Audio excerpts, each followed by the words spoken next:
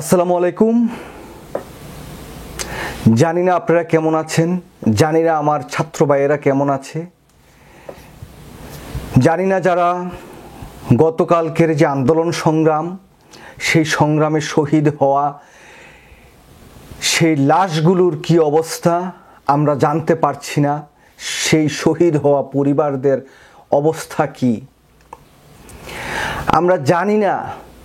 গতকাল যে একটি রাত্র অতিবাহিত হলো, সেই রাত্রে আসলে কি ঘটেছে বাংলাদেশে। তবে আমরা একটা বিষয় ধারণা করতে পারি, 1971 সালের 25শে মার্চ সেই কালো রাত্রে বাংলাদেশে যা যা ঘটেছিল, হয়তোবা তার চেয়ে অধিক পরিমাণ জঘন্য, নিকৃষ্ট, তার চেয়ে হয়তোবা অনেক বেশি ভয়াবহ কোনো ঘটনা ঘটে গিয়েছে গতকাল রাত্রে বাংলাদেশে। সাথে আমরা যারা বিদেশে আছি, মার্কিন যুক্তরাষ্ট্রে আমি আজকে সারা দিন চেষ্টা করেছি, গতকাল রাত থেকে চেষ্টা করেছি, হয়তো কারো যদি ফোনে পেয়েও যাই, তার সাথে হয়তো কথা বলতে গেলে সেই কথাটা আর আমার স্পষ্ট আমি শুনতে পাচ্ছিলাম না। ইন্টারনেট যেহেতু নাই, সেই জন্য কারো সাথে যোগাযোগ বা কেউ যে তথ্য পাঠাবে সেরকম ঘটনাও কিন্তু ঘটাতে পারিনি। যাই হোক, এই ইন্টারনেট বন্ধ এটা সবচেয়ে বড় কথা নয়। সবচেয়ে বড় কথা হচ্ছে পুরো জাতিকে কিন্তু শেখ হাসিনা একটি অন্ধকার রাষ্ট্রে রূপান্তরিত করেছে। বাংলাদেশে কি কোনো যুদ্ধ হচ্ছে? বাংলাদেশ কি ফিলিস্তিনি? যে ফিলিস্তিনে বোম্বিং হচ্ছে, ইন্টারনেট সেবা বন্ধ, সব কিছু বন্ধ, সংবাদপত্র বন্ধ, সেরকম তো একটি রাষ্ট্র বাংলাদেশ না। ছাত্ররা তাদের অধিকার আদায়ের লক্ষ্যে রাজপথে নেমেছে। সেই জায়গাতে প্রায় আজকে ডয়েচে বেল সহ অনেকগুলো পত্রিকার নিউজ তারাই রিপোর্ট করছে, সরকারের তথ্য মতে 39 জন নিহত হয়েছে। আমরা যেটা বলেছি 81-রও অধিক লোক নিহত হয়েছেন। আমরা যদি সকল সংবাদ মাধ্যমের যে তথ্য সেগুলো মিলাই, তাহলে সেটা কিন্তু আমরা দেখতে পাই। তবে আমাদের সেই যে ইয়াং ভাইয়েরা গতকালকে যে রাজপথে নেমেছিলেন, যারা আন্দোলন করেছেন, যারা যুদ্ধ চালিয়ে গেছেন এই ফ্যাসিস্ট শেখ হাসিনার বিরুদ্ধে, লক্ষ লক্ষ লোক আহত হয়েছেন। আমার সেই ভাইয়েরা কি চিকিৎসা নিতে পারছেন, কোনো হসপিটালে যেতে পারছেন, সেই বিষয়টি কিন্তু আমরা জানি না। আমাদের পুরো জাতিকে অন্ধকারে রেখে শেখ হাসিনা হয়তো মনে করতে পারেন যে তিনি এই যাত্রায় বেঁচে যাবেন, কিন্তু শেখ হাসিনা এই যাত্রায় বেঁচে যেতে পারবেন না।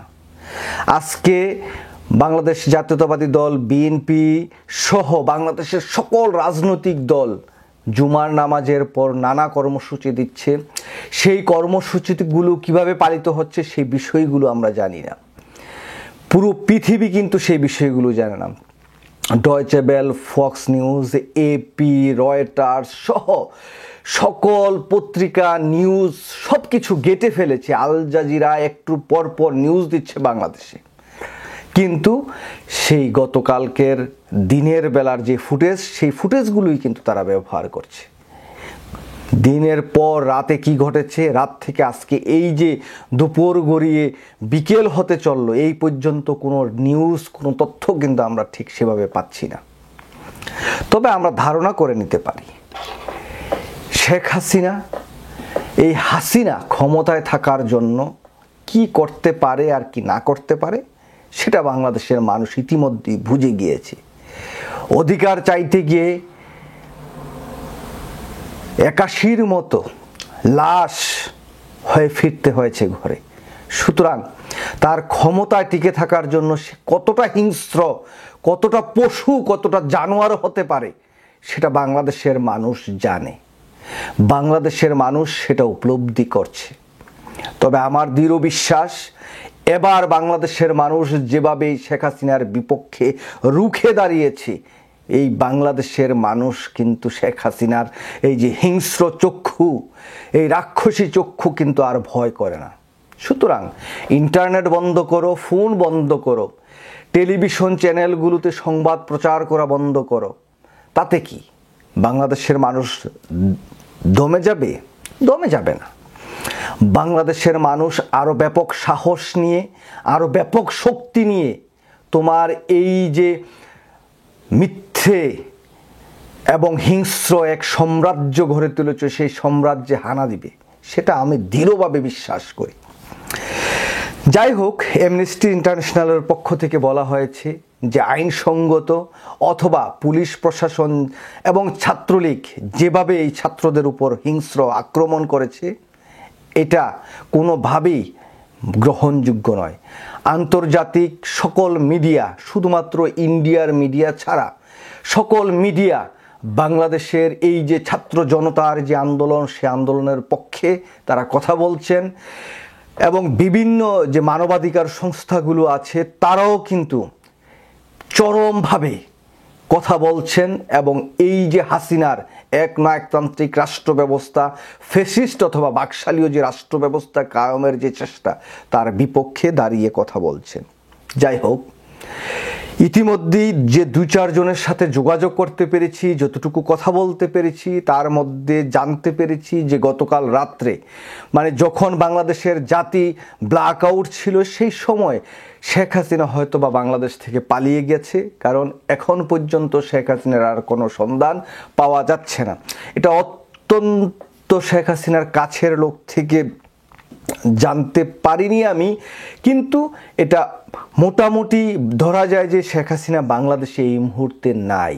তিনি পার্শ্ববর্তী কোন রাষ্ট্রে পালিয়ে গেছেন, হয়তো সেই জায়গা থেকে স্পেনে চলে যেতে পারেন, যেহেতু 21 তারিখে তার স্পেনে একটি সভা আছে। তবে বাংলাদেশের জনগণকে অন্ধকারে রেখে শেখ হাসিনা কোনো আলোর দিশারি হয়ে প্রবাসে বিদেশে কোথাও ঘুরে বেড়াবেন, সেটা আমি কোনোভাবেই বিশ্বাস করি না।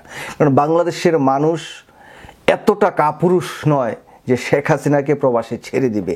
আজকে মার্কিন যুক্তরাষ্ট্র, লন্ডন, ইউরোপের অনেকগুলো জায়গায় প্রতিবাদ হয়েছে, প্রতিরোধ হয়েছে বাংলাদেশের ছাত্রছাত্রীদের পক্ষ নিয়ে। যাই হোক, দেখুন, শেখ হাসিনা কিছুদিন আগে মার্কিন যুক্তরাষ্ট্রে যখন ছাত্রদের আন্দোলন হচ্ছিল, ফিলিস্তিনি এর উপরে যেমন বর্বরচিত হামলা হচ্ছিল, সেই সময় মার্কিন যুক্তরাষ্ট্রের সমালোচনা করেছিলেন। আজকে দেখুন, মার্কিন যুক্তরাষ্ট্র কিন্তু এত বর্বর হয়নি, শেখ হাসিনা যতটুকু বর্বর হয়েছে। শেখ হাসিনা যেই পরিমাণ ছাত্রদের হত্যা করেছেন, সেই রকম কিন্তু ঘটনা মার্কিন যুক্তরাষ্ট্রে ঘটেনি। ফিলিস্তিনি নিয়ে মায়া কান্না করেছেন যে ফিলিস্তিনির শিশুরা মারা যাচ্ছেন, ছাত্ররা মারা যাচ্ছেন, অথচ আজকে এই শেখ হাসিনার হাতি রক্তে রঞ্জিত বাংলাদেশের ছাত্র সমাজকে গুলি করে হত্যা করার মধ্য দিয়ে বাংলাদেশের মানুষ ছেড়ে দিবে শেখ হাসিনাকে? শেখ হাসিনা মনে করছে যে এই যেই কর্মকাণ্ড করছে সব কিছু বন্ধ রেখে বাংলাদেশের মানুষকে অন্ধকারে নিমজ্জিত রেখে শেখ হাসিনা তার রাষ্ট্র ক্ষমতা টিকিয়ে ফেলবে। এত সহজ নয় শেখ হাসিনা। তুমি যতই চেষ্টা করো, যতই সব কিছু বন্ধ করে রাখো, কতদিন বন্ধ করবে? তবে আমি একটা জিনিস বলতে পারি, বাংলাদেশের মানুষকে অন্ধকারে রাখতে রাখতে অন্ধকারের অতল গহ্বরে শেখ হাসিনা তুমি হারিয়ে যাবে, তোমার দল হারিয়ে যাবে। সেই দিন কিন্তু খুব বেশি দূরে নয়। সেই যে দৃশ্যপট, সেটা কিন্তু আমি অনুধাবন করতে পারছি। আমি আমার দৃষ্টি দিয়ে দেখতে পাচ্ছি যে তুমি এবং তোমার এই জারজ আওয়ামী লীগের যে বংশধর সবাইকে নিয়ে এই অন্ধকারের অতল গহ্বরে হারিয়ে যাচ্ছ। সেই দিন বেশি দূরে নয় শেখ হাসিনা। আমরা কোনো সংবাদ পাচ্ছি না, আপনাদের খুব ভালো কোনো তথ্য দিতে পারছি না, সেই জন্য দুঃখ প্রকাশ করছি। কিন্তু ফেসবুক, ইউটিউব কেমন জানি একটি হাহাকার, কোনো সংবাদ নাই, বাংলাদেশে কি হচ্ছে, খাওয়া দাওয়া, ঘুম, নিদ্রা সব কিছু যেমন বিলীন হয়ে যাচ্ছে। কারণ আমার বাইরে রক্তে রঞ্জিত বাংলাদেশ, সেই জায়গায় তো আমরা বসে থাকতে পারি না। সেই জন্য মনের ক্ষোভ, মনের ভিতরে যে কথাগুলো, সেগুলো বলার জন্য আপনাদের সামনে আসছি। তবে হতাশ হবেন না। শেখ হাসিনা যত অত্যাচারই করুক, শেখ হাসিনা যত নির্যাতনই করুক, শেখ হাসিনা ইন্টারনেট বন্ধ করে দেখ, সংবাদপত্র বন্ধ করে দেখ, সংবাদ প্রচার করা বন্ধ করে দেখ, যাই হোক না কেন, বাংলাদেশের মানুষ এই সব কিছু বন্ধর মধ্যেও সকল অন্ধকারের মধ্যেও কিন্তু আলোকিত একটি জাতি এখন বাংলাদেশের সামনে, এই ইয়ং ছাত্র জেনারেশন যেটি আমাদের সামনে কালকে যেই আলো তারা দেখিয়েছে আমাদের, সেই আলোর পথ ধরে আমরা হেঁটে যাব। আর শেখ হাসিনা তার যেই কুলাঙ্গার ছাত্রলীগ, যুবলীগ, পুলিশ লীগ সহ এই যে সন্ত্রাসী সংগঠন যেটা আছে সেটা নিয়ে শেখ হাসিনা কিন্তু আলো দেখতে পারছে না। শেখ হাসিনা চারদিকে শুধু অন্ধকার আর অন্ধকার দেখছে। সুতরাং আমরা অন্ধকারে থাকলেও আমরা আলোর দিশারির পথে হাঁটছি, আর শেখ হাসিনা আলোতে থাকলেও শেখ হাসিনা কিন্তু অন্ধকারের পথ ধরে হাঁটছে।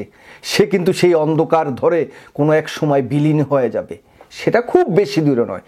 খালি আমাদের একটু ধৈর্য ধরতে হবে, সাহস রাখতে হবে, মনোবল শক্ত রেখে শেখ হাসিনার এই অপশক্তির বিরুদ্ধে 18 তারিখ বাংলাদেশের ছাত্র জনতা যা দেখিয়ে দিয়েছে ঠিক সেরকম আর কয়েকটা দিন ধৈর্য ধরে শক্তি নিয়ে বল নিয়ে যদি আমরা এগিয়ে যেতে পারি, তাহলে বিজয় আমাদের নিশ্চিত, সুদিন আমাদের নিশ্চিত, আলো আমাদের কাছে আসবে, আলোতে আমরাই থাকবো, আর অন্ধকারে নিমজ্জিত হবে শেখ হাসিনা।